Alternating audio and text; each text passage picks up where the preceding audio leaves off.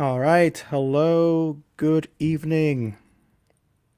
Good evening. Welcome to Tertuliando en Cuarentena, which is basically a space of dynamic interaction, intentional accidentality, and accidental intentionality. Uh, we start off the week today with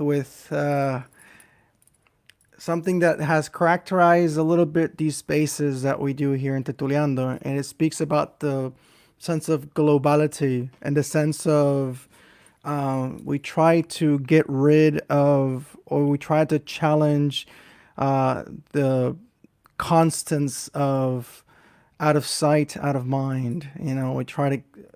I try to bring attention and bring visibility to these things that, or just to that statement, which I hate so much. So, without any further ado, today, I always have to look at my calendar, August 17th, 2020, in the midst of a very trying time throughout history, we have a guest joining us from Guam, a fellow brother from Guam. So Ahora, without any further ado, Michael Lujan Bevacqua. Hope I am not totally butchering your name. If I am, please correct me when I bring you on. Bien? Lo hice bien? Did I do it good or? You did good.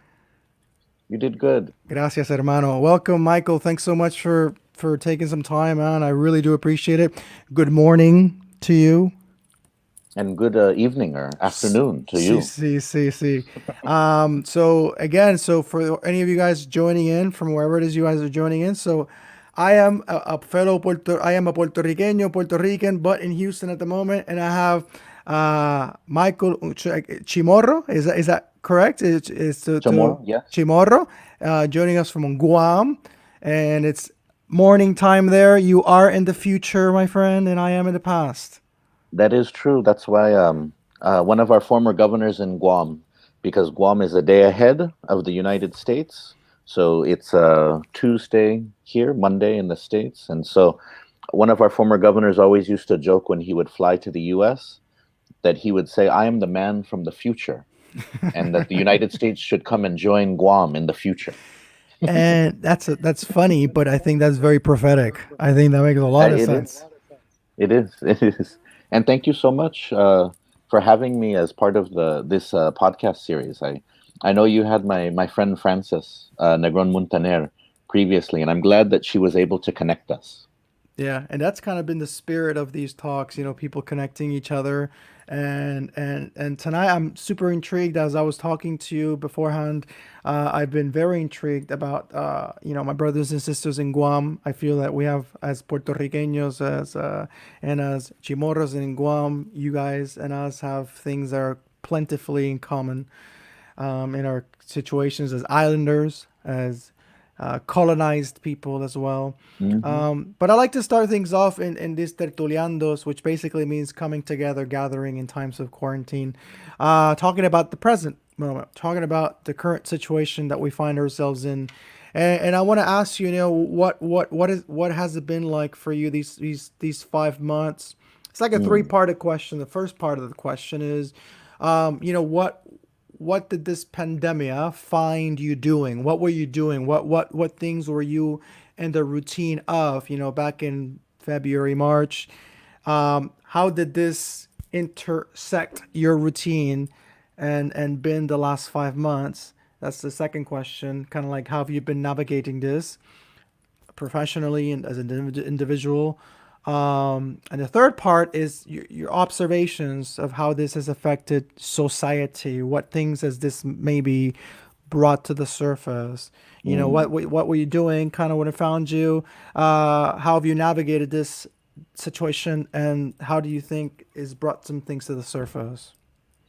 Oh, well, I think one of the things that was nice early on was that I had to work remotely. I was very fortunate to still be employed, even when a lot of people, when a lot of businesses closed down. And so early on, I used the time with my children to reconnect with nature. You know, you couldn't go to a mall, you couldn't go to um, a restaurant, but you could still go and hike. And so me and my kids went, we did a lot of hiking, sort of reef walking, exploring like that. And so at first it was kind of nice in that regard. But one thing changing to, it's very funny because at the beginning of the lockdown and the pandemic, I think a lot of people were intrigued by all of the things that you could do on Zoom. And now I think a lot of those people hate Zoom with like a passion. I think, and so Yes.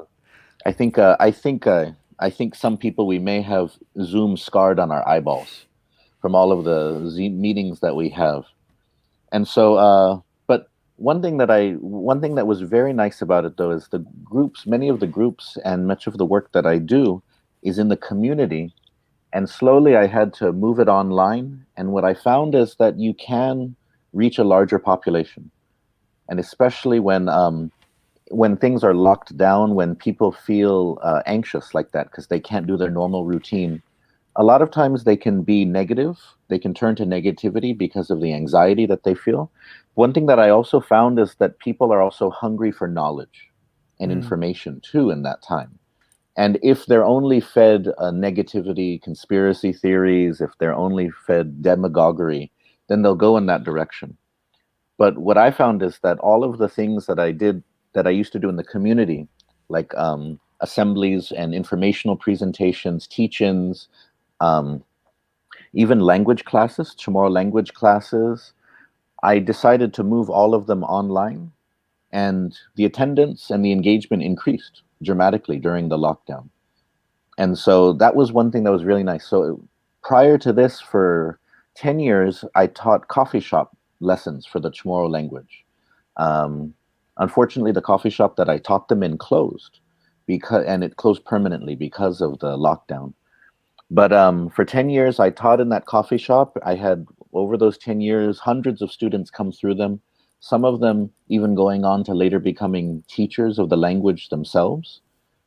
And so, but because we couldn't meet publicly anymore, I decided to move it into Zoom, put it online. And what I found is that I would go from having sometimes 5 students for a class, 10 students, at the most 20 students in person. Now I have between 50 to 70 students in my class for learning Chamorro every Saturday. And so, so there have been some benefits of this in terms of what you were saying, adaptation, is that it's not sort of the difficulty. The difficulty can lead us to re-examine some of our assumptions. It can lead us to have to adapt or evolve, and there can be some benefits from that. And so I definitely felt that in terms of my own activism, my own sort of organizing, that it pushed me online, which then actually grew Hmm. sort of the audience that I normally reach. What would you say are some of the? I don't know if you might have touched a little bit on that, but I guess on in a more specific manner, I asked in in in in your very specific context in Guam, what do you think this situation has brought light to, Mm. and maybe Oh brought light yes. to humanity, the the community at large in Guam. Oh yes. I think one of the things that for in so Guam is a territory, just like in Puerto Rico. I think that we both struggle with the fact that it is very easy to pretend like we are just another part of the United States sometimes. There's a seduction to that because Hmm. we have been told in so many ways that America is the greatest country in the world and that we should be happy to be a territory of it. Even just a footnote of it is better than not being part of it. But what we saw in Guam in the pandemic is that being a territory, I guess it can be okay most of the time, but when it comes down to hard choices, you realize that if you're a territory, you can't make those choices. So when the pandemic was starting to spread around the world, people on Guam were calling on we call our governor the Magahaga. That's the highest female leader. Mm-hmm. The Magahaga calling on her to shut down the island, to close the airports to prevent anybody from coming in. And people were angry at her that she wasn't doing it. But the problem is, if you're a territory of the United States or if you're a state, you don't control You can't do your it. Yeah. borders. It is a federal issue. But people were angry at our governor for not locking down the island when she doesn't have the ability to lock down the island. But at the same token, what we saw is that while our other islands, our neighbors around us in Micronesia, independent or freely associated independent island states, is that they were shutting down. Wow. And not only that, they were also reaching out to their allies in the Asia Pacific region for help. So while in Guam we were waiting for the Trump administration to send us tests for the coronavirus, and then many of the tests that we got didn't necessarily work. Other smaller Pacific Island nations were reaching out to countries like Taiwan, their allies, who sent them the tests that they use. And so you have smaller islands, which sometimes in Guam we look down on because they have a smaller population or because they don't have as many malls as Guam does, because they're not as Americanized as Guam is. But we saw those islands using their sovereignty to close their borders to protect themselves in a health emergency, and also to use their sovereignty to work with both the United States and other countries in order to make sure that their populations were provided for. And so that was one thing that Guam really sort of had to grapple with early on, was that a lot of the things we were complaining about or worried about were beyond our control because we're a Mm-hmm. territory. And this is something, of course, of parallel nature with Puerto Rico, and something that a lot of Puerto Ricans have been calling attention to in light of the resurgence of many cases recently. And I think it just makes it harder to ignore. You say, I remember one of the, let me rephrase it. I remember the very first times that my carrying an American passport, which I assume you guys have as well, right? The American Yes. passport.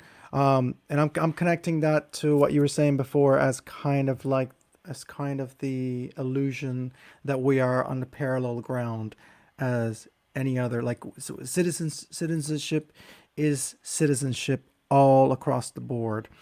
But the reality is that it is not. It is very disparate in comparison with mainland and Mm. whatnots. But I was remembering when I thought having an American passport was something of great pride to have until I visited Europe, and and it suddenly became as and of course it was parallel to me becoming more aware of many things, but you know, on a joking note, there are many blue passports, so I could kind of hide a bit that I have an American passport, but having the American passport could could shed some illusion that it does open doors, but it Mm. could also close many doors as well.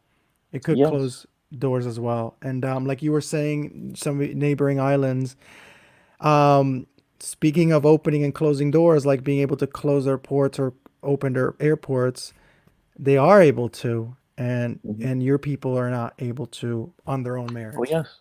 Puerto Rico, I know that Puerto Rico experienced that with the Jones Act in terms of foreign countries not being able to help Puerto Rico directly, despite being in the Caribbean, despite Puerto Rico having a more international and regional identity because of its Caribbean Mm-hmm. connections, but not being able to actually work with those islands around it because the US gets to decide who are Puerto Rico or Guam's friends and enemies.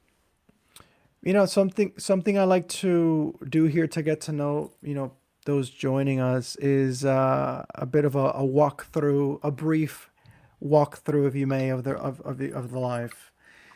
Um, could you share three experiences that you feel, Michael, were of, now in hindsight, or even as you were going through them, that you feel and you recognize them as transformative throughout your life, kind of like forks in the road, if you may. At Mm. least three. It could be dated back as your early childhood or as recently as a few minutes ago. I can. Oh, so I can. So people sometimes ask me. People used to ask me, "Why are you so crazy?" or "Why are you so radical?" or "Why are you so different?" And sometimes they would ask my parents that. And so my mom and my dad would give two different answers. And so to give a little more background on me, my name is Michael Lujan Bevacqua. My dad is Robert Bevacqua. He is white from the States. And so my mom is Chamorro from Guam, from the Cabeza and the Bitut clans on Guam. And so they would give two different answers as to sort of why I was conscious or critical. My dad would say that I developed my sense of consciousness because when I was very young, he had a job for the US State Department helping in Africa in developing countries with their agriculture. And so we moved to the country of Swaziland, which is surrounded by South Africa. And we lived there at a time when apartheid was still ongoing, was still a struggle in South Africa. And so so when we would go into South Africa, my dad had been advised that because my mom was brown, that the State Department advised him that they should not walk together while they Hmm. are in South Africa, and that they should, if possible, walk on separately, different sides of the street. They should not appear together because our family might get picked up by the police. And so, so when we would ride on the train in South Africa, my mother and me would have to ride in the black car, and my dad and my other brother, who were lighter, would get to ride in the white car. And so my dad always says that that experience is one thing that gave me a sense of critique about the world. Why is it that my dad was treated differently and my brother were treated differently than me and my mom? Now, my mother, who is interesting because I've taught Guam history and I've taught world history at the University of Guam before. And one of the most exciting sort of things was when I found that my mom is in one of the world history books that we were using. And so my mother in the early 90s was a pro-choice activist in Guam. And so Guam at that time was still very, very Catholic. Hmm. And Guam had passed one of the strictest anti-choice, anti-abortion laws within the U.S. and its territories. So strict that it was considered solicitation if you told somebody where they could get an abortion. So that if Wow. you gave somebody a pamphlet that said they could go to Hawaii and that there's health services for women in Hawaii, you could get arrested for doing something like that. So it was very restrictive. And my mom was a nurse, and she lobbied the Guam Nurses Association that she was a part of to stand against it, to stand against this law. And so I always remember that this was the first time that I ever heard like a death threat, because people would call our house, my grandparents' house, and they would say horrible things about my mom, and they would threaten the family and Wow. stuff like that. And so I answered the phone once, and somebody was saying horrible things, and I was confused as to what was going on, and my grandma took the phone from me and stuff like that. But so because of that experience, though, my mom pushed and fought. Jesse Jackson came to Guam to show his support, and there was a huge pro-choice rally that happened in Washington, D.C., and my mom and some other nurses from Guam went out there. And so when they had this huge rally, my mom and another nurse were holding a Guam flag at the front of it. And so in the picture in the world history book, I could see my mom holding the Guam flag in the very corner, That's in the awesome. very, very corner. And then, sort of, the final thing, which was definitely transformative for me, was that growing up on Guam, I could not speak the Chamorro language at all. Like most, so nowadays, 80% of the Chamorro people can't speak the Chamorro language. And so, when I was attending the university on Guam and I was living with my grandparents, I I had a number of classes, a number of experiences, which made me want to start learning the language. And it was something that completely changed my perspective, because I found that I had lived with my mom's family, my mom's parents, for much of my life, but I it wasn't until I could speak their first language, the language that they were born into, and the language that they used in their thinking, in their feeling for most of their lives, that I could really feel more connected to them. And so once I was starting to learn Chamorro, and my grandmother was the most help because she was patient and she was kind. I always refer to her as my Chamorro language guardian angel, because because she was always, I would ask questions and she would help me understand, and because of her I became fluent and I came to love the language, and it really just opened up my eyes for so many things by being able to speak my native tongue. Man, I hear your stories, and especially, I mean, going back to the first one you share about those experiences in South Africa, no, in South Africa. How old were you when this?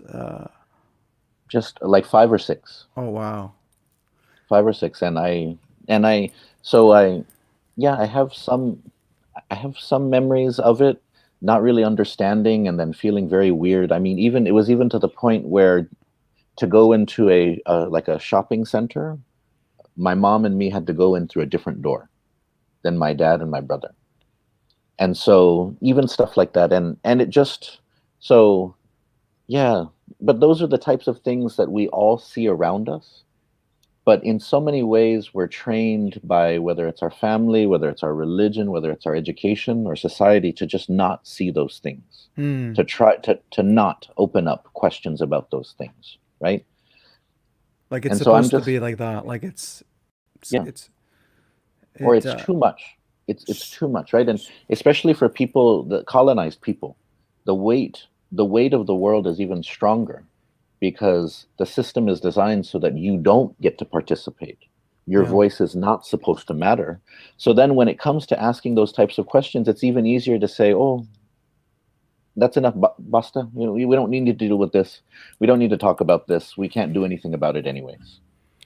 Yeah, and there's the level of exhaustion as well. You know, in the most legitimate of cases of having to almost kind of like watching Groundhog Day, like having to go through the same thing over and over and over and over and over again, but just a little bit differently, but in essence the same thing. Like I was talking to you a little bit before we started, different cases of corruption in Puerto Rico, which is Mm, nothing new. It's nothing new. mm, And you mentioned something also behind the scenes about how in the US, like they might accentuate or they might highlight these cases of corruption even louder, or as Trump might say, for example, in Puerto Rico there's just a lot of corruption, which is true, and I mm. always just say, it takes one to know one. But if there is cases of corruption in Puerto Rico, there's 1,000 more cases of corruption in the U.S. and even It's very true. worse, It's very worse. true. It's one of the people. A lot of times people don't realize what's the value of a colony, right? So a colony can be important because you get resources from it, or it can be important because it gives you strategic location.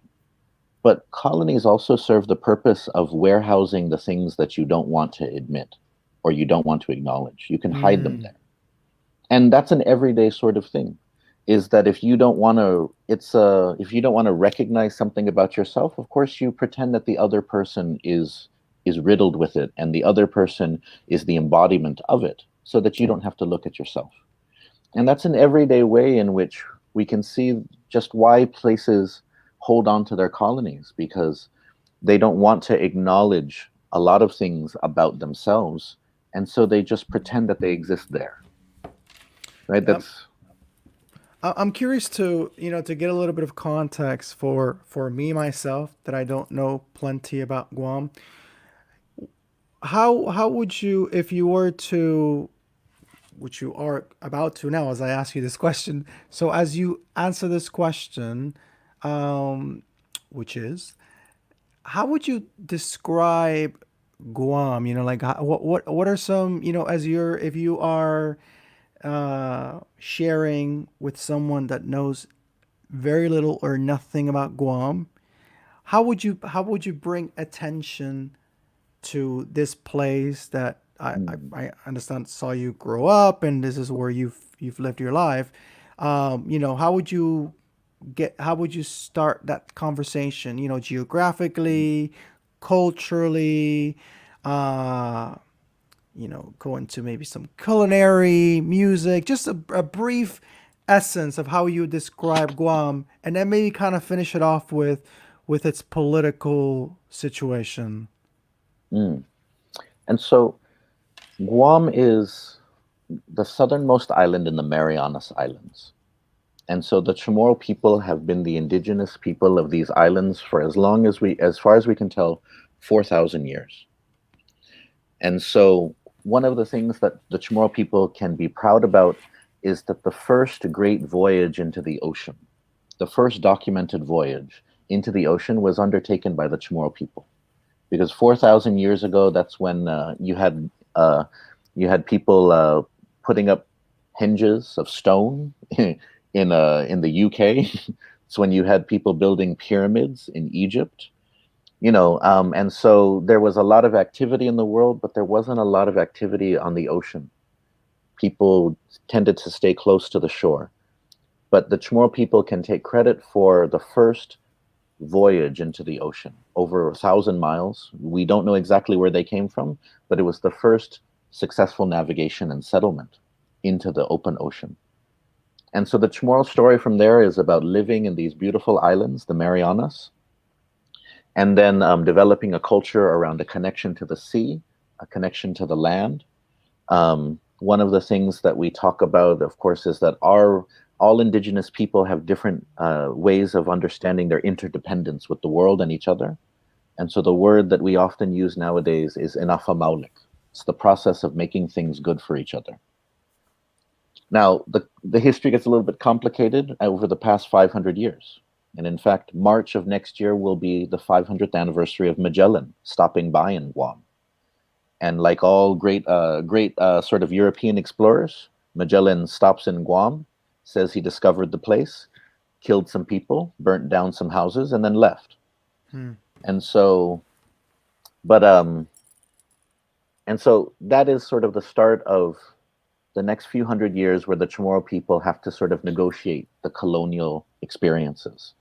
Sort of what starts with Christianization, forced colonization, then leads to Chamorro culture changing dramatically, becoming Hispanicized in many ways, right? So becoming very Catholic in lots of ways, but always keeping sort of a Pacific Islander indigenous sort of essence to it. We see things really dramatically change when the Americans come in, because Chamorros never wanted to give up their language under the Spanish. They never wanted to give up their language, their connection to the land under the Spanish either. But once the Americans come in and you have a lot of dramatic changes, that's when Chamorros start to let go of their language. The Americans said, speak English and you'll be smart. Speak English like us.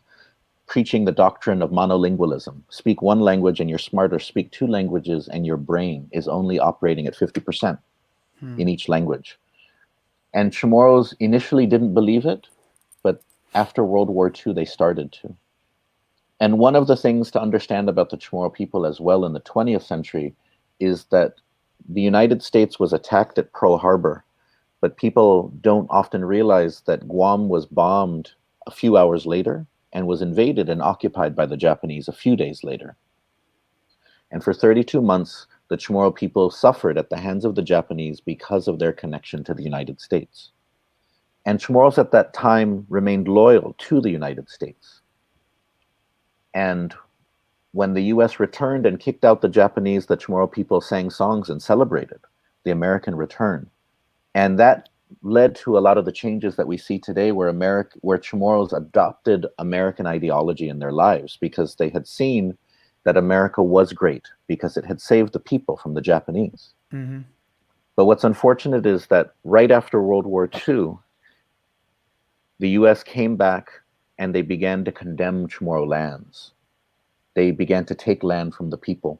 And within just a few years of Guam being liberated from the Japanese, thousands of Chamorro families had been liberated from their lands to build new, huge bases, many of which are still on the island today. And so the time of the 20th century is Chamorro struggling with dramatic changes. And a lot of these changes are ones that they cannot control or mitigate very well because they are Guam is a territory of the United States. And our destiny is determined largely by the strategic interests of the United States. So and that's why for the past 40 years in particular, there have been slow but growing movements for Guam to change its political status. A desire for, and part of it was stemmed from in the 70s and in the 60s, the islands around us in Micronesia, islands elsewhere in the Pacific, people across the world were decolonizing. People that had been colonized and downtrodden for so long were getting a chance. They were fighting for their independence. They were negotiating with their colonizers, and Guam was sitting there, not part of the conversation, not part of the movement. And so people began to realize, are we getting everything that we should? When you have islands next to us, which we used to look down on because they weren't as American as us, yet they get to sit and negotiate with the leaders of the EU about climate change, whereas Guam is not even allowed in the door because our interests are supposed to be represented by the State Department or Donald Trump. And so today the Chamorro people are in a place where, because of US immigration policies, we are no longer the majority on the island. Chamorros are the largest ethnic group on the island, but no longer the majority. And we also see that the federal government regularly tries to attack programs on Guam which are meant to support the Chamorro people and deal with the injustices of the past. And so this is why there's increased desire for something different, because we've come to realize that everything that America promised us, it's not as ideal as our grandparents were told, that there's some benefits, but there's also some problems. And that should sort of the snazzy marketing of the United States, should that replace the ability to determine your own destiny? And more people are realizing that no, Guam should be able to have more basic control over things like our economy, over our borders, over our fate. And so that's kind of a history lesson. I tried to pack in as much as I could. No, that's phenomenal, and that brings some follow up questions. You address the perception that, in general terms, uh, people in Guam had of, a militaristic rescue mission that the American troops had, mid 20th century, when the Japanese basically, fell on Guam, U.S. territory. So therefore, they're attacking U.S. So the U.S. Militarized representation by the troops come and rescue the Guam people. So people in Guam, yeah, your ancestors, your maybe two generations before you. What is, you touched a little bit upon this, but perhaps more specific. That was a very recent, and that was a very that reaction then was very tangible. Like, they rescued us. Oh, man, we owe our lives to them, or such a perception. Hmm. How has that sentiment, changed Mm. throughout it's been what, 6, 7 decades, more or less. Hmm. How has that sentiment changed, if you are able to tangibly discern that Mm. change? How has, so basically, how has it changed, and what do you attribute to the causations? Like, Mm. why has that sentiment perhaps changed? And so I think that for Chamorros right after the war, as you imagine, it was difficult because, as you said, sort of American greatness felt very tangible. because many Chamorros who were in the concentration camps that the Japanese had put them in, when the Americans found them, they looked upon the faces of these Marines, of these men, and felt as if they were gods, as if they had been sent by God to save them and protect them. And so there's genuine sort of connections, and there's definitely a real sincerity to sort of Chamorros being thankful to the United States for kicking out the Japanese. But the problem is that does that feeling of gratitude, should that lock you into a political relationship? Right? It's like if somebody saves your life, does that mean that you should marry them? Or if somebody saves your life, does that mean that you should pledge your eternal devotion to them, Hmm. and that you should never speak back to them, and that you should never question them and challenge them? And so one of the things that this has manifested in is called Liberation Day. So the U.S., the start of their reinvasion of the island is July 21st. And so on Guam, every July 21st, although we couldn't celebrate it this year, we celebrate Liberation Day, in which there's a huge parade around on Marine Corps Drive, which is the main road in the middle of the island. And so on this day, we remember what happened. There's lots of American flags that come out. But this day has changed as the Chamorro people and as the community has changed. It used to be very military. It used to be a parade in which the U.S. military would put out their vehicles, they would march in huge numbers, and Chamorros would stand by the side and wave American flags and Oh, thank them. wow. But over time, this has changed. So it still has some of those militarized aspects to it. But at the same time, you can see when you go, because families will camp out along the parade route for the night before, sometimes a few days before. They'll set up canopies and they'll barbecue, and sometimes they'll sleep there, sometimes they'll get drunk there. And so what's happened, though, is that eventually the community, in a way, took over Liberation Day. And so now you have nonprofits that march in the parade, you have businesses, you have community groups. The villages each produce a float in which it's more about showcasing their village identity than the military. And so it's interesting to see how it reflects how things have changed. Part of it has to do, though, with Chamorros feeling pride and empowered in themselves. And one of those things is that in the 70s, we have the first sort of scholars and activists on Guam who start to say that Chamorros are an indigenous people.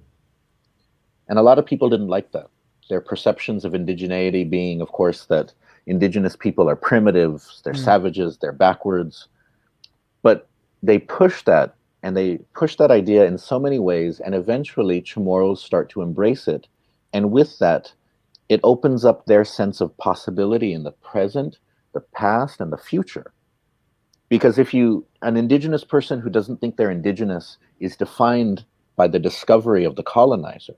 They're defined by the ones that have taken their land. They have accepted that the borders and the restrictions that they put on your land and on yourself, those are also the restrictions for your existence. But once you start to see yourself as indigenous, you realize that your history goes beyond Magellan, and that your future can also go beyond the United States, perhaps. And that the present moment, you don't have to be grateful to the United States for the present moment. You have an existence outside of your colonizer, and you can build on that. And so for Chamorros, we saw this in what's still going on, thankfully, and it's beautiful for me to see, is our cultural renaissance, where the indigenous dances that Chamorros did in the past were lost to Spanish colonization. But in the 80s and in the 90s and up until today, Chamorros started to try to recreate what indigenous dances may have looked like. And at first there was resistance. People didn't necessarily like them. But now they've basically become a part of our everyday lives. Whereas when I was young, if you're having you're opening like a McDonald's on the island of Guam, you'd have a priest come and say a prayer when they cut the ribbon or something like that. But Wow. now you have cultural dance groups that will come and perform a ancient styled blessing for it. And that's part of Chamorros embracing their indigeneity and their ability to define themselves and to basically love themselves. when we think about what colonization does to us, it's a lot of self-loathing. You're taught to think that you don't have anything, to think that you suck, to think that you have to look to the colonizer to tell you who you are and tell you what to do. But that indigenous turn empowers the community. And because of that, it opens up all these other ways of seeing things. So you can be thankful to America for kicking out the Japanese. But it Hmm. doesn't mean that you need to sign over your existence to the United States because of that. There's different ways of showing that gratitude. And I think that responds quite naturally to the level of propaganda that is created, that guilt trippiness that is laid upon a local, that you are indeed supposed to take marriage forever and ever, amen, because that is the ongoing continuous level of demagogia Mm, that you hear from the platforms of leadership, and that you hear, and of course, and if you have a holiday that is celebrated like a day, then it's a perfect opportunity to continue that discourse. But as you say, that contrasted response that is happening in your land, from people feeling empowered to, I think it's kind of like redefining the myth, mm, taking the myth and completely turning it upside down, and mm. empowering and basically uh, reshaping the myth, reshaping it and Oh, giving yes. new colors and new aspects. You mentioned that example about McDonald's and a priest. I mean, I had to laugh a little bit about that. Couldn't help but think about. I mean, and it's not a foreign notion to me because I was raised in a Christian household all my life, and I mean, there's the list of absurd things in the sense of the rituals, how some rituals are practiced in some places or whatnot, and how the funny thing is how a ritual has transformed and taken to that and gotten and evolved into that, to, hey, now this ritual, which probably began God knows when and God knows how in a completely different context, now it's here we are at McDonald's Mm. having a priest orders It's true. blessing over Big Macs and McNuggets, maybe. um but it shows into, like, it shows a peek into the absurdity Mm, of things that are normalized. But it goes into, like, the response of, like, of you mentioned the stories about owning up to these dances. Has it, because I think of things through my optic of in Puerto Rico, and I think of Bomba en Plena, which is a mm, very natural. I mean, all throughout my life, I've seen Bomba en Plena as a celebrated, cultural folkloric dance of the people, and of course, I mean, also the mainstream use it and completely abuse of it and completely butcher it, perhaps, but it's always been quite visual. In Guam, all throughout your life were, for example, folkloric dances of Chamorros, and were these not very visual? mm. Were these not visual in open public spaces?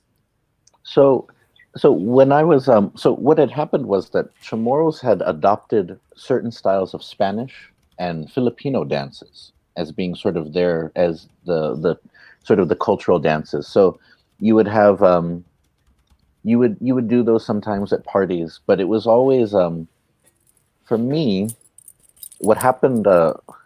There was always sort of this quiet sort of sadness or restraint to them, like because um, because there wasn't sort of an openness of creativity around the dances. So Chamorros danced them and they said that they were theirs, but they were always marking them as these are Filipino dances or these are Spanish dances. Mm. And so what was unfortunate was that there was nothing about them and their dances.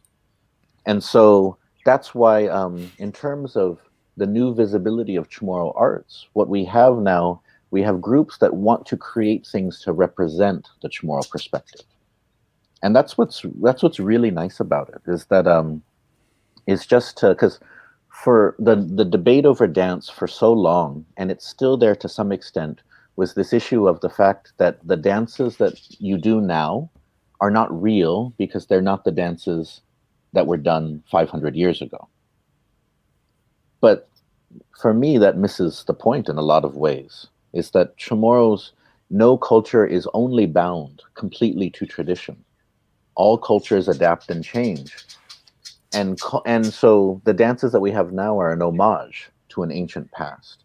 They are part of Chamorro's trying to reconnect to something that they've been deprived of for several centuries.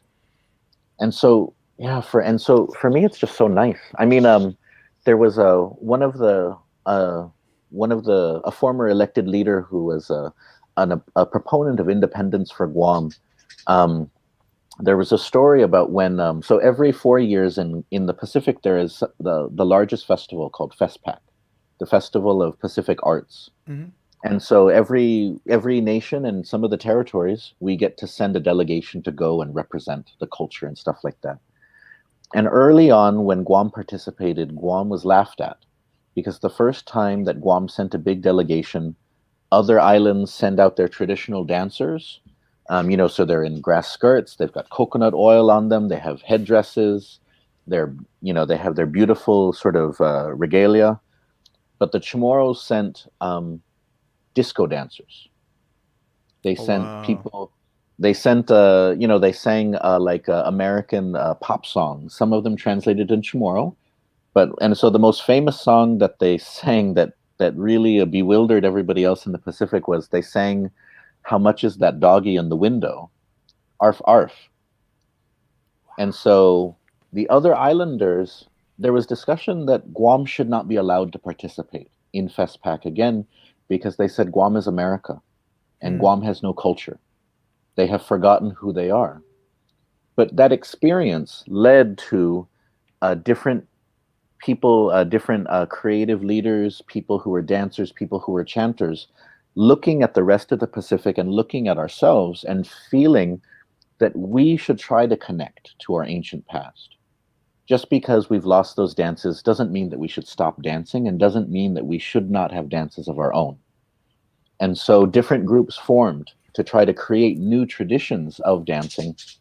And when they started to become more accepted, Guam started to send those dancers back. And at first there was some difficulty because they were influenced by other Pacific cultures in their style. So there were some Hawaiians who said you're copying our style. There were some groups that said you're copying our style. But even since then, the dance has evolved. And so this one late independence sort of leader, he was there in the year 2000 when when there was a performance of the Guam delegation before they were going to go to, I can't remember if it was New Caledonia or somewhere else. And so the young people came out and they performed their dance, and they danced with sticks. They had coconut, you know, grass skirts on, coconut leaf grass skirts on, and they chanted in the Chamorro language and they danced around. And this leader, he started to cry looking at it. And people around him were saying, "This is not how we dance, this is not real." And then he said to them, and he said, "This is beautiful because never in my life did I ever imagine that our people would be able to feel so free in how they expressed themselves Hmm. and how they talked about their love of their people and their island." And he said that this is beautiful, that we have come to the place now where Chamorros can finally be open. You Wow. don't have to hold back. You don't have to hold back because the anthropologist says you don't have any culture. You don't have to hold back because the historian says that there's no Chamorros anymore. You don't have to hold back because the United States says that your land is not your land. And so for me, the cultural renaissance was all about Chamorros discovering that power, that you don't have to let history define you. History happened. But just because you forgot something doesn't mean just because you forgot how you danced, doesn't mean you have to stop dancing. And if you do feel that you can never dance again, well, that's the most insidious trick that the colonizer ever played on the colonized people. And I think that speaks into that speaks into the organic aliveness of a culture, you know, that it's not something that it just stays in the past, but it should be something. Yes, we look to the past and we celebrate it, of course, but we kind of regenerate it too in our present, in our context, in, you know, in our circumstances, in our suffering, in our victories. And I'm glad you share that. I'm glad you share that experience. I mean, that really moved me. Just kind of like playing the visuals in my head. You know, like the stories of, and I think it's kind of like self discovery too. Like Mm, you know, like what you said. Even if the, you know, paraphrasing what you said, even if the colonizer might have, you know, taken your dance away, you know, it's still within you, mhm. still within you. You'll find it. Oh, You'll find yes. it. You'll find it. But you have to allow yourself to find it, to be honest, and find it, Mhm, and then find that freedom that will mhm, maybe make others uncomfortable. Because sometimes when you see people who are free dancing, and I'll use dancing as a metaphor, it makes other very uncomfortable. It could make others very uncomfortable. In that in that voyage, or in that pilgrimage of finding yourselves and maybe rescuing the culture, or maybe digging it up. What about the spiritualities and spiritual mm, practices? Because you know, Christianity is a religion quite known for its colonized ways. mm, I'm thinking it wasn't the original, or it wasn't the let's put it that way, the original form of expression mhm, of the land. It arrived later on. But yeah, let's talk a little bit about that. This spiritualities, and like if there is, or has there been any openness to explore the spiritualities other than the Western spirituality, mm. and the Western hijack, because Christianity is not a Western Christianity. Spirituality has been hijacked by the West. But has there been any expressions of native spiritualities, indigenous spiritualities? And also, second part to that question, has perhaps Christianity been also redefined, kind of like Mm, theology of liberation kind of thing? Has that perhaps also been tweaked with and mm. unwhitened, if you may?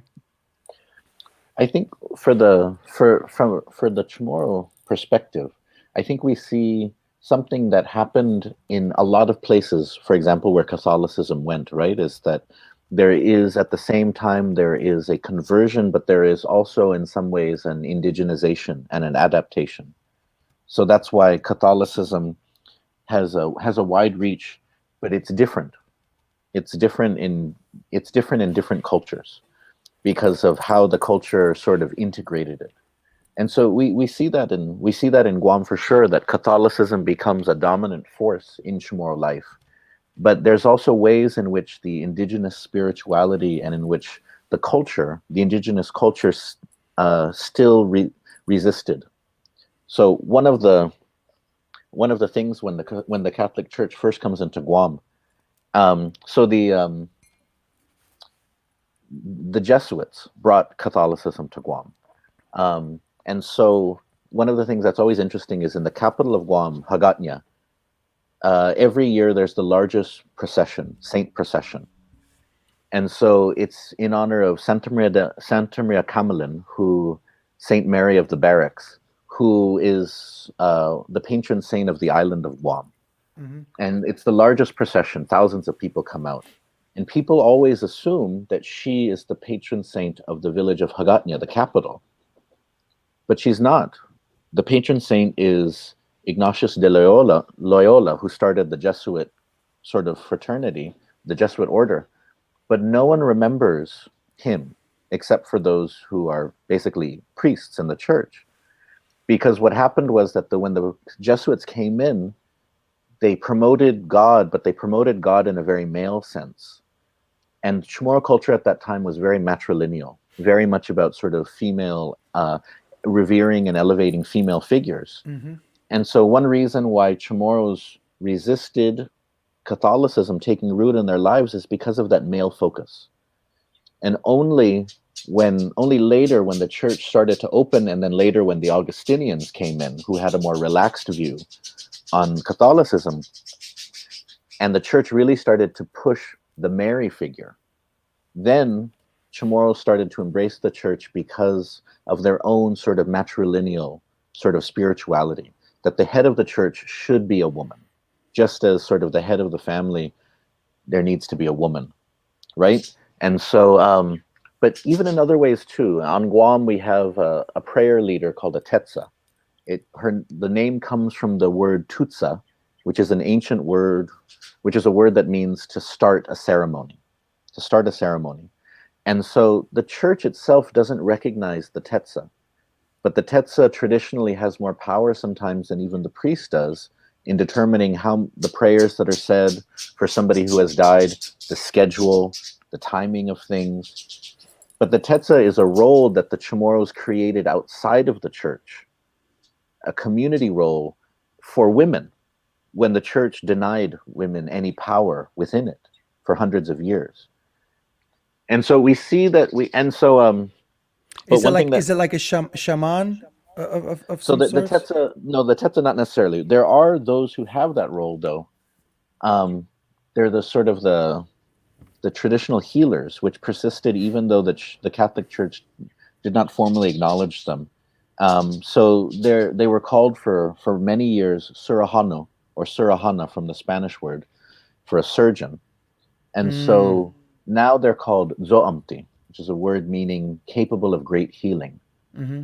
And so they're a position. There was traditional healers before, and there was, as you said, sort of shamans or spiritual leaders before. But when the Spanish won the wars against the Chamorro people, they went underground, and the sort of the shamans then adopted traditional healing as their practice. But they continued to keep alive the spirituality, but always sort of in code and in secret. But so one way that we can see sort of how the indigeneity has become more acceptable and even sort of more dominant is in the way that we say thank you in Chamorro. So when the priests came in the 1600s, one of the things that they started saying God is merciful as a way of expressing gratitude. And so the way that you say it is si Zeus maasi. Zeus comes from Dios, and then maasi means merciful. Mm-hmm. So they would say that as thank you.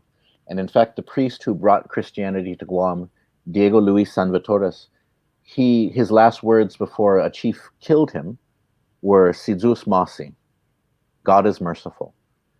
And so eventually Chamorros began to use that as your way of saying thank you. So when we finish today, I'm probably going to say Si Zeus masi, God is merciful, as a way of expressing gratitude. But what's happened in recent decades as part of the indigenizing is that there are those who prefer to say Saina Maasi. And so the word Saina means elder or parent, or Saina, the church also uses Saina for God, but Saina is your teacher. Mm-hmm.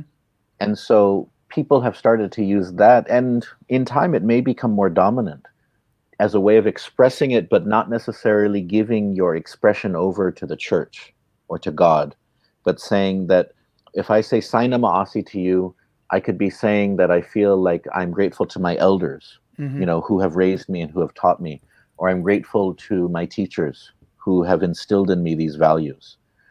And so, but so that's how we can see nowadays becoming, because, for the longest time, the church was the thing that got us past our primitive roots. And Chamorros believed that. But now, as we feel that our roots, that we can be proud of them, that we don't have to hide from them, we don't have to thank Magellan or thank Salvatores or thank the church for extracting us from primitivity.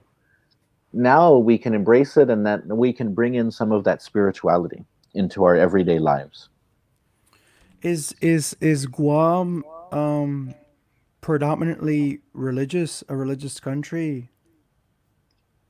And so, yes, it's still so. Catholicism used to be the only religion, Hmm. but it's slowly losing its sort of influence in Guam. A lot of it has to do with other religions coming in. Part of it also has to do with the church, that the Chamorro people were the backbone, the base of the church in Guam. But as other ethnicities have come to Guam, the church sees its interests more in providing outreach to them. I'm not Catholic, but this is what, at least what a lot of my understanding from the church is. And then finally, the sex abuse scandals, because Mm. that one of the things that of course happened as part of the church definitely helped to sort of create a culture of silence around those sorts of things. And for years, people were filing lawsuits and even protesting against the church. Um, and at one point, it even threatened to bankrupt the church because of the amount of lawsuits that have been levied against it. I'm curious to perceive, or I'm curious to see what you tell me about what the political situation in terms of the sentiment, um, voting wise is in Guam. Has Guam held, like Puerto Rico, plebiscites where they have taken votes to determine if they want to annexate with the United States or they want to become independent? Or has it also had some grayer options, kind of like in Puerto Rico, to kind of remain the same? And share a little bit about if that's so. As you, I see you nodding. How many times has it happened? What does that really communicate? What is the sentiment with that, with the people? So, oh, it's a very good question. The last plebiscites were held in the 1980s, Wow, and it's been a and while.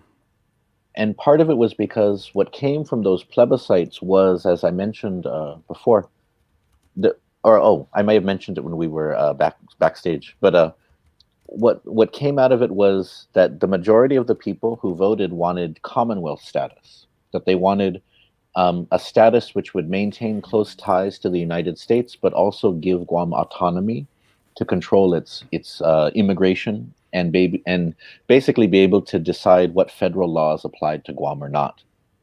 And so the negotiations went on over Commonwealth with the federal government for 15 years and eventually ended in a congressional hearing in 1997, in which the leaders in Congress said, if you want this to go ahead, you have to change it based on what we want.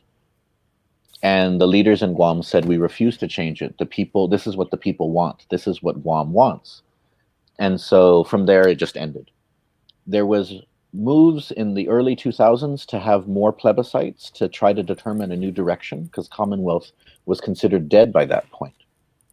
Because in some ways, Commonwealth for Guam was a difficult status because in English they say, have your cake and eat it too. It's when you want you basically want to have it both ways. Mm-hmm. And Commonwealth was like that, where you wanted to be so that you were still part of the United States, still closely connected to it, but Mm-hmm. that you also wanted the ability to tell the United States to fuck off every once in a while. And so, I mean, it makes some sense in some ways, but it's hard to negotiate something like that. So there was supposed to be more plebiscites, but then the administrations, the government lost interest in that, got busy with other things. And when we restarted the process about 10 years ago, and we started to educate again and work towards a plebiscite, we actually had a federal court case that was brought against the government of Guam, because the way the plebiscite law was written was that it was only supposed to only those a certain part of the population would be allowed to express what it wanted in this non-binding vote. Because when you think about it, um, if you're having a self-determination plebiscite in order to give a chance to those who have been voiceless for centuries, should it be open to everybody who lives in the place, or should it be limited to those who have inherited the historical wrong? And so, from the U.S.'s perspective, they argue that everybody should be able to vote, so that somebody whose family can trace back their time here hundreds of years, perhaps thousands of years, they should be able to vote in a plebiscite just like a US military person who has just moved to Guam and decided to register to vote on Guam. Mm, yeah. Yeah. That in a self determination plebiscite, their votes should be equal. And unfortunately, this case dragged on for many years, and the federal court decided that it was unconstitutional to limit the vote. And so, Mm, right now, we're trying to figure out sort of what our next steps are. We have one of our there is a Chamorro, Julian Uggan, who's a international human rights attorney, and he is trying to bring up these issues to the international community, possibly file cases in the international court. But for me, we just keep educating. And what we've done, we haven't had any plebiscites recently, but one thing that we've found in the group that I'm with, Independent Guahan, is that in terms of opening the minds of people to independence, we've definitely had progress. That surveys done 10 and 20 years ago showed that it was always less than 5% of the population that wanted independence. yeah. Very similar to Surveys, Puerto Rico. Very similar to yes, Puerto Rico. surveys done more recently show that sometimes it is 15%, 20%, between 20 and 30%. Wow. Wow. And That's part of significant growth. Oh yes, and part of that is the work. Part of that is certain issues about our relationship to the United States, where people want us to have more power in that equation, and Mm, others is just education. The more that we learn about ourselves, and the more that we learn about the world, the more open we feel to something like independence. But as long as we don't think about those things, as long as we just kind of stick to what we are familiar with, then it feels like you should just stay close to the United States. And so I don't know when the next plebiscite's going to be.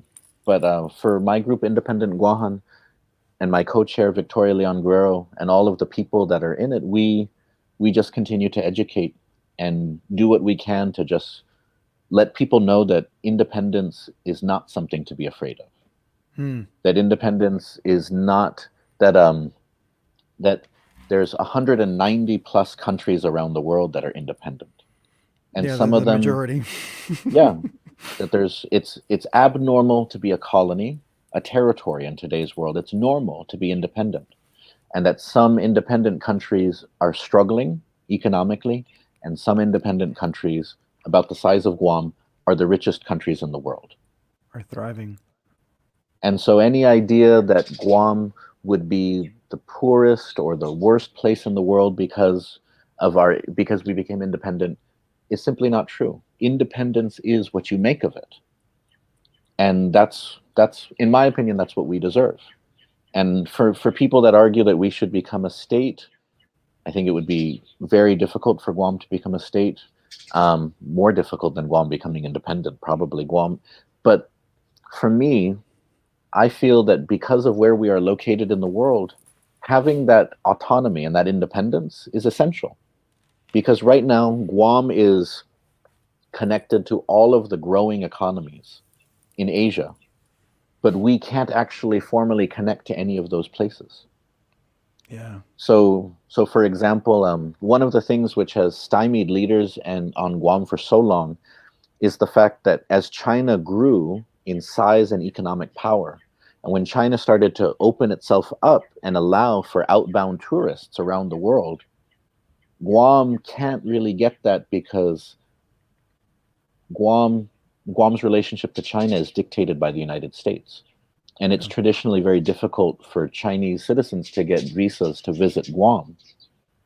And so because of that, the leaders in Guam, when wanting to expand their tourism, found that they couldn't, because there may be this huge growing economic presence next to you, but you can't actually make any deals with it because the United States gets to decide who your friends and who your enemies are.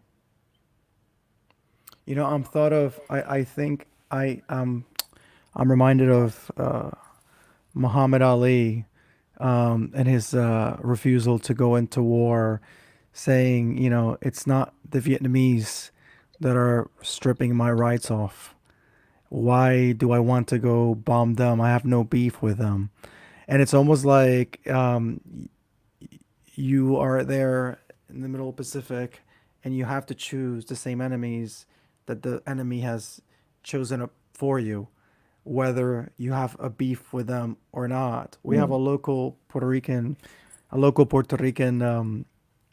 say patriot. Actually, we had his son here last Friday, Don Rafael Cancel Miranda, and it was similar for him when he refused to go to war. He's like, I don't have a beef with the Koreans. Why do I want to go fight mm, the Koreans? Well, why? What? And it's and the irony there is too that the I mean if we bring out the irony of ironies, I don't know what the participation of Guam citizens are in terms of war, but Puerto Ricans have been plentifully in different mm. wars. And you Same can in say the Guam. same. Same You in see the Guam. same with African Americans in the United Mm, States, and they come back, and what is they get some sort of quote unquote heroes welcome, but I mean it's just the discourse. I mean here I am preaching, speaking to the choir. I mean we're mm, very well aware of these paradoxes or these incongruencies that the mm, discourse of inclusion or the discourse of heroism brings forth in the United States.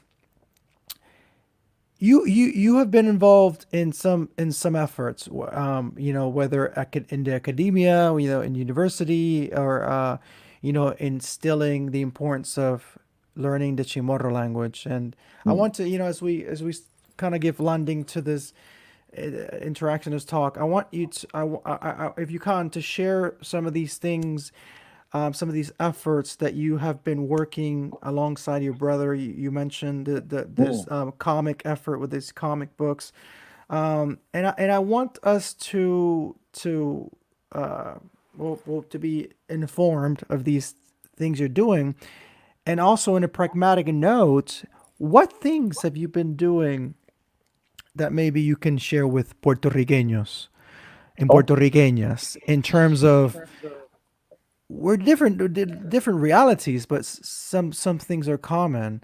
And you talked mm, about that percentage of people, that sentiment towards being a sovereign nation mm, has changed, and Puerto Rico has changed, but it's changed for the worse. mm, So not to make a formula or a recipe, but what things have you been doing? Not suggesting that you can attribute that all to yourself, but to create those efforts. So first, walk us through these things that you've been doing in terms of mm, education for the mm. language, so learning the language. What is the importance of emphasizing this? Oh, well, you already communicate. You can talk in English. What is the problem? You talk in English. There's no problem. Why pick up another language? Why pick up our original language? It's hard. Is it difficult? What brought attention to the importance of learning your own language, Mm. and what has it done for you, and what do you think has it done for the people that have taken that class alongside? Let's stick to that question first, and then I'll follow up. Okay. So I think that for indigenous people, because we often hear the statistic that there's thousands of languages in the world today, and that one of them dies every 2 weeks or so. And the majority of the languages in the world are indigenous languages. They're languages spoken by indigenous communities. Some of them have a few dozen speakers, some of them a few hundred, a few thousand. And so we have been and thinking about the importance of the language for me, for indigenous people, the strength of your language can be tied very closely to the strength of your people. For me, it is like a barometer. If your language is not doing well, it's a sign that your people may not be doing well either. Because the language, we often think of language as being it's just supposed to be about communication. But your heritage language, it's so funny because if language is simply just supposed to be about communication, then everyone in the world should just speak the language to their children that the majority of the world speaks. Mm-hmm. If it was a simple logical problem of speak this because Mm-hmm. everyone speaks that, why is it that we don't see all of the people that speak French just speaking Mandarin, or people that speak English speaking Mandarin, or Hmm. people that speak this or that. No, but for indigenous people, for smaller groups, there's always this pressure that your language is supposed to be functional. Your language is not supposed to be functional. Language is a social thing. It is not a utilitarian thing. Mm. Part of it is the utilitarian aspect that we use it to communicate, but it's kind of like for a lot of indigenous people, we've unfortunately accepted a very stripped down definition of what language is supposed to be, that it's supposed to be for communication and it's supposed to be for money. You get a job with your language and you use it to talk to people. And whatever is the easiest way to do it or gets you the most money is the best thing.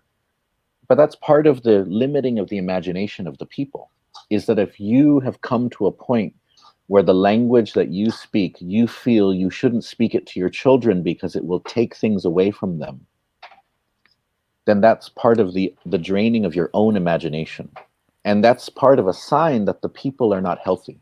The people are not strong because your language is the history of your people. Your language is a tapestry. It's a woven it's a woven masterpiece of all of the beauty and all of the bullshit that your people have been through. Because even for Chamorros, in the words that you have, you can look back in the language to the Austronesian roots. You can see the Spanish influence. You can now detect the English influence. And so it is a complicated portrait. I always tell my students, because our assumptions about language are oftentimes very wrong. So people feel, for example, like, oh, the Chamorro language is such a simple language. And I'm like, no, indigenous languages actually tend to be more complicated than mainstream, than big languages, because big languages have gotten rid of all of the cool stuff that they used to have. So I always tell people, like, think about it. In Chamorro, for ancient Chamorros, like a lot of indigenous people, they had separate counting systems for different things. So if you were talking about time, you would use one set of numbers. If you were talking about people, you were using another set of numbers. And if you were talking about objects, you would use another set of numbers. Now, from the perspective of like a capitalist perspective of everything needs to be done fast and quick, and there shouldn't be any sort of stopping and smelling the roses, that might seem strange, right? But for a language that comes from a culture and where you can see the values and the cosmology of a people expressed in how they create the linguistic infrastructure to set aside this, to set aside that, that when speaking about this, the layers of the language, when speaking about this, you must use these numbers because we understand that these are fundamentally different things. There's a beauty and intricacy in that that a lot of mainstream languages have gotten rid of, because their languages are just focused on communication, on Mm. utilitarianism. But and so even at the same time, so that's why I always say no. If you get in Chamorro language, you can see the way that languages are born from communities. There's a harmony in them. There's a rhythm in them. And when languages get too big, they lose that. When they get too big, they lose that element because you can't stay rooted and grounded anymore. It travels all over the place. And so by speaking your language and by learning it, you are absorbing so much more than simply just words. And so I always try to impress upon that, try to kind of upset the balance a little bit, that in time perhaps it won't matter to Chamorro people if they speak their language or not, because everyone has stopped speaking it. But in the moment now, if you teach it to your children, they will be thankful, because they will not have that feeling of having lost something that they never realized that they should have had. And that's why a lot of the students that I have now, many of them are new parents that have young children. Many of them are realizing that they're asking questions as to why their parents didn't use the language with them. And so for me, as somebody who learned Chamorro as a second language, as an adult, what I do with my brother in our company called the Guam Bus is all about kind of filling in the gaps that I experienced when I was young. When I was young, like, I read comic books, I played video games, I watched TV, I watched HBO, watched movies. There was nothing Chamorro in any Mm. of the things that I absorbed. as a young person. There was no comic books, there was no movies, there was very few Chamorro books even. And so when I got older, and then when I had kids, like I realized there should be, and a lot of other people have realized that there should be.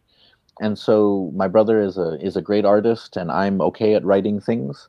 And so I decided to just look. I'll write stuff, and then you illustrate it, and then we'll just start to publish things. And my brother was very funny because at first he's like, "Oh, we're never going to make any money though. How many Chamorros are there in the world? Who wants to read things in Chamorro?" And I was like, "Let's just do it. It'll be fun." I mean, I don't want to break into Hollywood or anything like that. I just want to make Chamorro books and comic books. Yeah. And so we've been at it for a couple of years, and it's been lots of fun. We have multiple bilingual Chamorro children's books. We have two comic books, Chamorro comic books. We even recently published flashcards with Guam animals, Guam fruits and vegetables for people to learn Chamorro. And so it's just for me it's nice because what we a lot of the struggle that indigenous people face is that you have been taught that you are really, really small. But and then people don't realize, by not creating your own art, by not representing yourself, you just reproduce the smallness. But if you use your stories to make yourself larger, your children will imagine more than what their parents could. And it comes from art, and it comes from the books, the comics, the movies, the songs, and it comes from all those things. And so for me, in the creative stuff that I do, a lot of it is basically trying to deal with that smallness that we've been taught, that we should see ourselves in, and remind ourselves of the greatness, the largeness, and the potentiality that we have.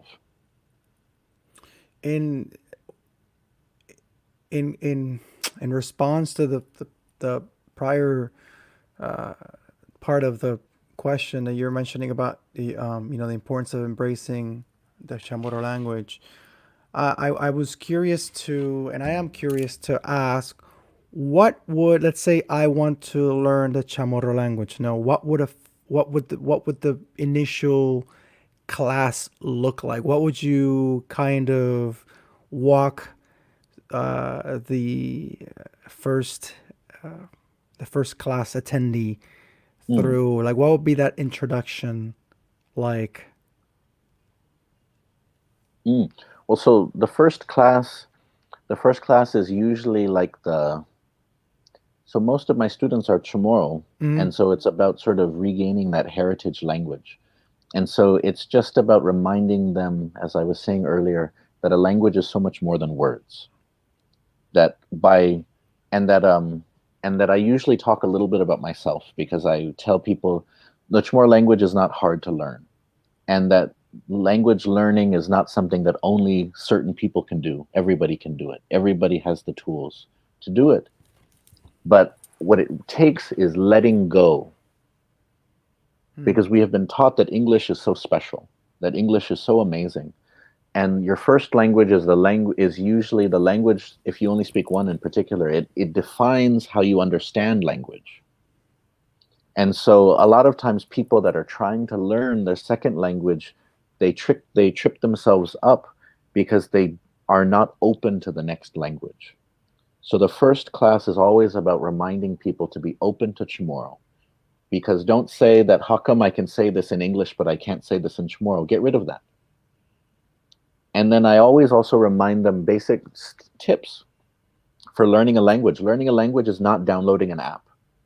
Learning a language is not updating the software on your computer. Learning a language is not even just reading a book. Learning a language is a process about reformatting your mind. And it's a slow process about creating new grooves in your brain. And you have to give time to it. You have to give time to it. But so part of my first class is always getting people away from the quick rush to learn a language, because some people can learn a language really fast. Most people, you just need time. Mm-hmm. And dispelling a lot of the myths about how you learn a language, or what the Chamorro language is or what the Chamorro language isn't. But for me in my classes, I always, and I know that some of my students, some of my language students are watching the stream, but I always want to remind them, because for me, I'll teach grammar and stuff, but I'll always also go into the cultural aspects of the language, because I always want to remind people that it's not just a word. There's values, there's history, there's emotion, there's all of these things attached to this. And so I want to remind you that when you learn these words and when you pass them on, you're passing on the spirit of the people, basically. You're not just passing on 5 letters. That if you can learn this and know it, and pass it on, you are keeping alive this story that has been going on for thousands of years. And so I always want to impress upon them that weight, remind them that this is something, we're talking about a language that has been around longer than most of the countries in the world. Keep it alive. Do your part to keep it alive. I have probably two more questions before we wrap this super interesting conversation where I have learned and unlearned a number of things. Second to last question. If there was something of not necessarily of pragmatic nature, it could be ideological, it could be experiential, that you've learned throughout your life in your experience living in Guam, living in the Guam experience with the good, the bad, the ugly, the beautiful, everything, all of it in there. And what you've learned in that experience, growing in consciousness and in awareness of the importance, for example, of embracing culture, of learning a language and learning that language isn't more than just letters or phonics. It's connection. Um, what could you what advice or what words of wisdom could you tell Puerto Ricans about the struggle and the struggle to find one's identity in the midst of that context of the colonial context that they're in. Yes, different situations, but some similarities.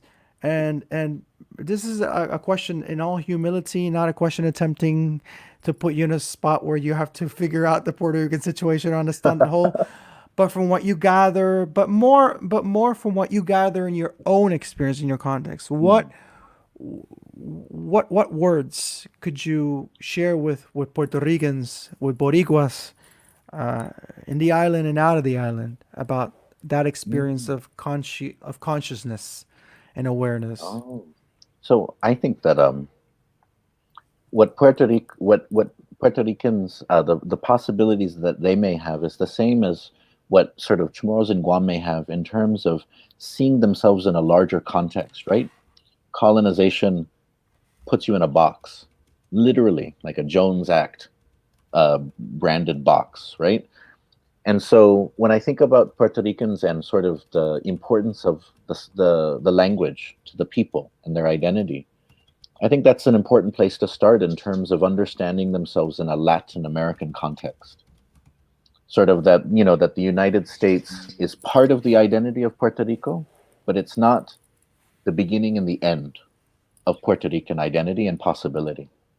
And so that's why I've uh, I've always, because Puerto Rico could be such an important part of the Caribbean, an important part of Latin America, and we see how the association with the United States just blocks. It blocks so much in terms of that potential. And so that's why I remember, what was it? I believe there was a Puerto Rican who said that, the Caribbean is not complete because Puerto Rico is not free.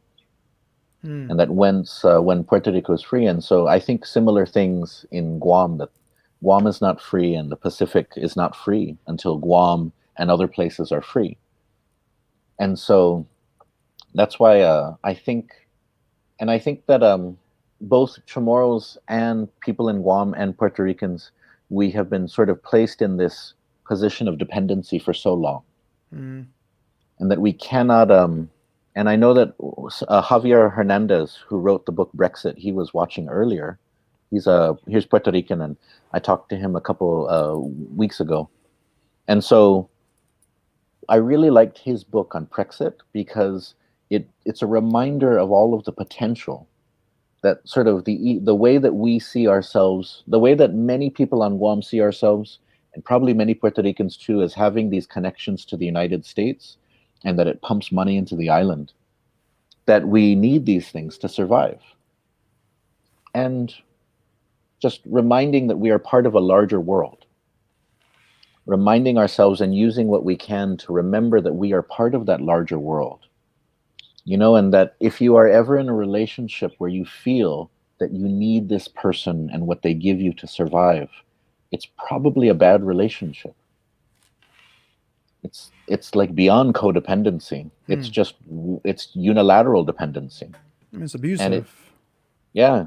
And so I think for in Guam, I push and I hope more and more people see that, because it's not, we shouldn't think of ourselves in that very Cold War mentality, one side, this or that.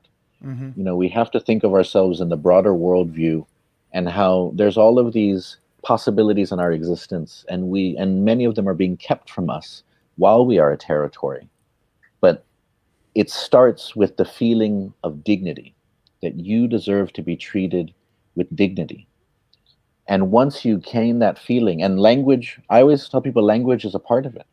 Language is like a sovereign shield. In World War II, when the Japanese occupied the island of Guam, the Americans had said, give up your language has no value. But the Japanese couldn't speak Chamorro. And so what Chamorros would often do is that when a Japanese soldier would come up to them, they would speak to them in Chamorro, and they would say something like, oh, aren't you such a beautiful asshole? I hate you. But they would say it in Chamorro, and then they would bow after saying it, and then the Japanese would smile and say, good, good native. And so, and I always say, look, the language kept the people alive. You could express what you were feeling in your own language, in your own words, at a time when you Yeah. weren't allowed to express what you were feeling. And so that's why, I definitely admire the Puerto Rican example of staying strong in Spanish. And basically, because it is one of those ways of understanding yourself as different, that I come from a different place. I deserve different things. My language deserves to be taken seriously. It's funny you mentioned Javier Hernandez. I was actually I've been putting that book on hold for so long. Brexit. I think ever since it came out. So now I think this was a worthy little insert into our conversation to get Javier's book. So I'll be writing Javier. Maybe I can have him over in this space as well. Mm. Have a interesting dialogue with him. Michael, as a final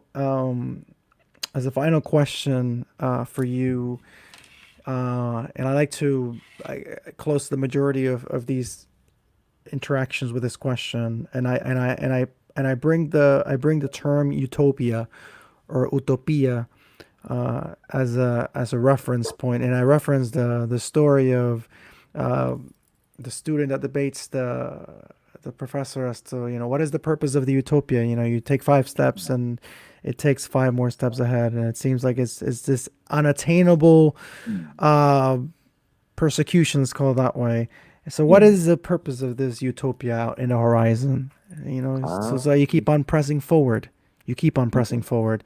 So I want to ask you, Michael, what are your utopias? What are your reference points that keep you moving forward? Is it your little friend behind you, that little lovely dog that I see behind you? Who is that, by the way? Oh, it's my dog. It's my jungle dog. What's He's his or her name? so his name is Otdao. It's the Chamorro word for son, Atdal? and Otdao. And so he's hungry. He's wondering. He's like, how come I haven't been fed yet? What's going Ah, on? see, ya mismo. So sorry, Adele. I'll let him go in a few in a couple. But So so so so so so so the utopia as a reference point. mm, What would you say are or is that reference point for you to keep on going forward, even when you don't seem to arrive.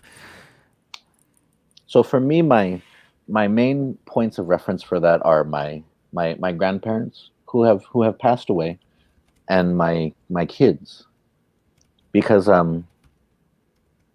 so for example, in 2008, when Barack Obama ran for president, um, my grandmother. So my grandmother was born in 1922 on Guam.